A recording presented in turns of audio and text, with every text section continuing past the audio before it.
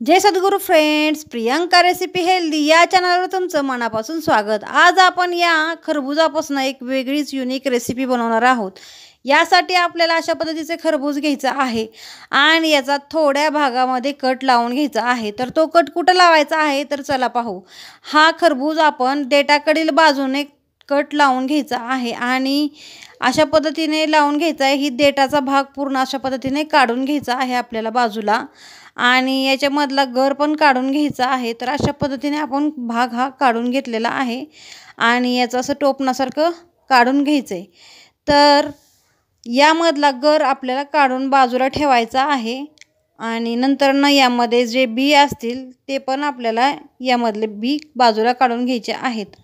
तर अशा पद्धतीने मी हा गर काढलाय आणि हे बी आपल्याला सगळे काढून घ्यायचे आहेत। एकही बी आतमध्ये ठेवायचा नाही। तर बघू शकता अशा पद्धतीने आपण बी सगळे काढून घेतलेले आहेत आणि पूर्ण असा मोकळा केलेला आहे हा खरबूज आणि फक्त यामध्ये गर आहे। तर हा गर पण आपल्याला चमच्याच्या साहाय्याने असा गर मोकळा करून घ्यायचा आहे, असा पूर्ण काढून घ्यायचा आहे बाहेर।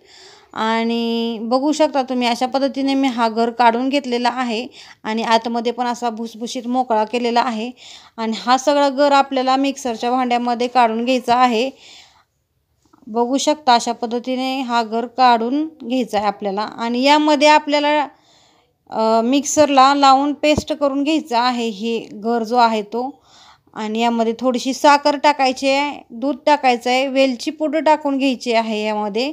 आणि ही जी बीटची पावडर आपण तुम्ही रेसिपी बघू शकता आपल्या चॅनलवर प्रियंका रेसिपी या चॅनलवर बीटाची रेसिपी आहे ती तुम्ही पाहू शकता आणि तशा पद्धतीने बीटाची पावडर बनवू शकता। तर मी बीटाची पावडर टाकलेली आहे, 4-5 बिस्किट टाकलेत। तुमच्याकडं जर दूध पावडर असेल तर ती टाकू शकता आणि अशा पद्धतीने पेस्ट केलेली आहे सगळ्याची आणि ही पेस्ट आपण या खरबुजामध्ये ओतून घेतलेली आहे। आता याला हे जे आपण कापून बाजूला काढलं होतं खरबुजाच्या देठाचा भाग तो लावून घ्यायचा आहे आणि फ्रीजमध्ये आपल्याला ठेवायचा आहे सेट होण्यासाठी। तर पूर्ण 1 दिवस सेट होण्यासाठी ठेवायचा आहे आणि झालाय का नाही ती बघू। आणि लाईट सारखी येत जात होती त्यामुळे हे सेट झालेलं नाही, तर थोड्या वेळ आणखीन ठेवणार आहे मी 2-3 तास। तर आता सेट झालेला आहे। तर तुम्ही बघू शकता आता आपण या खरबुजाचा पूर्ण अशी साल काढून घेणार आहोत।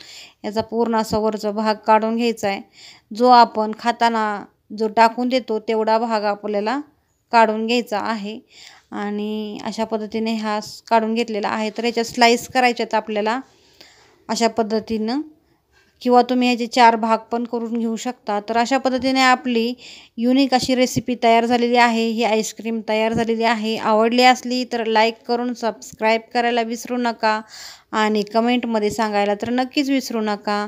आणि आपल्या चॅनलवर अशा विविध अनेकच रेसिपी आपण अपलोड केलेल्या आहेत, ज्या की कैरीबद्दल, चटणी वगैरे, मुरंबा अशा पद्धतीच्या विविध रेसिपीज अपलोड आहेत, बिस्किट त्यात पाहायला विसरू नका। आणि आपल्या चॅनलवर एकदम युनिक अशा रेसिपी तुम्हाला मिळतील, त्यामुळे पाहायला विसरू नका। थँक्यू।